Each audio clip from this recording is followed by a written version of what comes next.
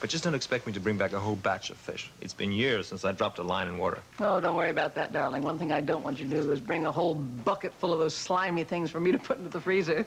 I wouldn't know what to do with them. I don't think Jenny would either. So why am I going? Let's just hope I catch something besides a cold, huh? Oh, you better not catch a cold. You better take good care of yourself, as they say. Button up your overcoat. You belong to me. Oh, darling, I'm going to miss you. I'm going to miss you. Oh. Well, this is a surprise, April. Yes, perfect timing. One member of the family leaves, another one arrives. Where'd you get that, April? This is Jamie, the future district attorney of Monticello. Oh, isn't he precious? I'm so glad you brought him over. Do you suppose he'd mind if I held him for a minute? Oh, he might, but I won't.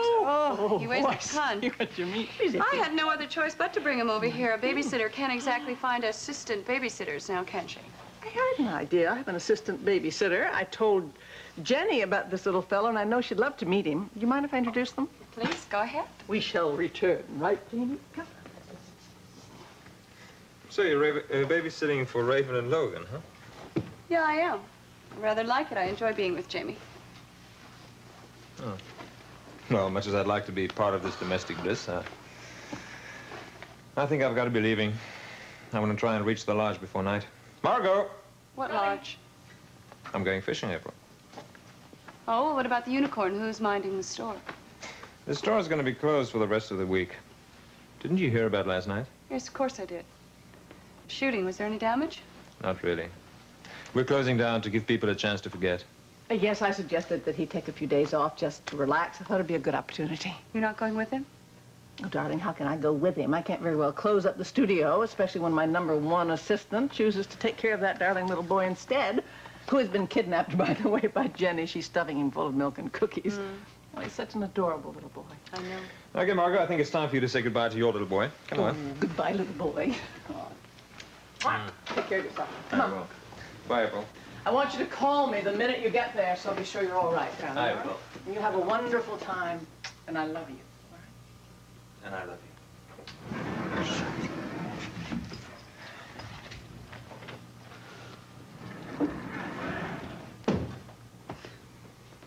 April? Hey, is anything wrong? Margot, I think you're wrong. What? I'm sorry. Look, it's none of my business, and I know I have no right to say it, but I can't help but feel that you are making a terrible mistake with Elliot. Look, I know we talked about it once before. I mean, about sharing things together and doing things together. Yeah, I know. We talked about it. Margot, hasn't it ever occurred to you that if you let Elliot go off by himself, that he just might not be doing what he says he's going to do? Go on. Well, do I have to finish it? That's all right. Please, go on. All right. Elliot is a handsome man. I'm sure there must be temptations. Oh, you mean other women? It's all right, darling, I know. What? Oh, April. I know.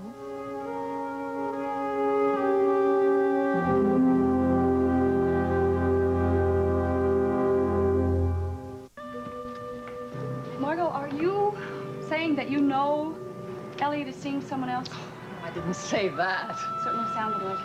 I don't mean any particular woman, darling. Quite frankly, I wouldn't want to know. But you do think that he's seeing another woman? Oh, come on, darling, I can't be naive about this. I mean, that's one of the risks one runs when you marry someone younger than yourself.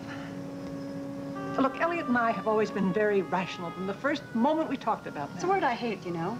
Rational and civilized. When one is talking about love, marriage. Didn't realize we were talking about love. But you do love Elliot. You told me you did. Oh, well, that's my misfortune, isn't it? Come on, Margot. There's no reason for you to have to take this. No, really, darling, please. I've lived a few years longer than you have, you know. I've had a few more relationships like this than you. Well, not exactly like this. Who was it, Tolstoy, that said all happy marriages are exactly alike and all unhappy marriages are quite different in their own way? I mean, I'm not saying that Elliot and I are unhappy. We're not. We've made a beautiful adjustment to each other. Adjustment, that's another word I hate. Darling, you know your problem. Your problem is you think the world is very neat and orderly, and the heart is shaped just like a Valentine, but it's not true. The world is a mess, and the heart is a muscle. Margot, you're wrong. The heart isn't even a part of the body. It's part of the soul. April, please, stop it. I can't fool myself on this one issue. I cannot be naive about Elliot. I have to face the fact that he is going to stray, and I can't hold a tight leash on him, because if I hold a tight leash on him, he might break it, and if he breaks it, that'll break my heart, or whatever you want to call it. Oh, God, that's sad. Guess I'm lucky, though, you know. I mean, I don't have to worry about something like that with my husband. No, you and Draper are quite a different cup of tea. Speaking of which, would you like one? Tea? Yeah. Could use a drink? Got some wine. That's a great idea. As a matter of fact, I think I will join you. Well, how is my darling Draper? Tired. Very, very tired.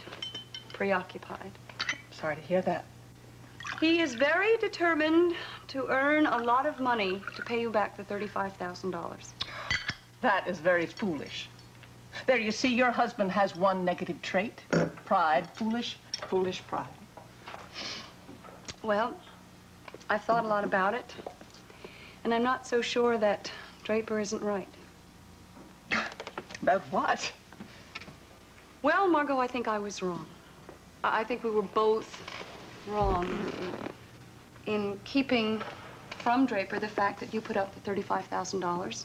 Of course, at the time, I thought it was the only thing to do, that there was no way that Draper would have accepted that kind of a gift. Darling, it was the only thing to do, because there would have been no house otherwise.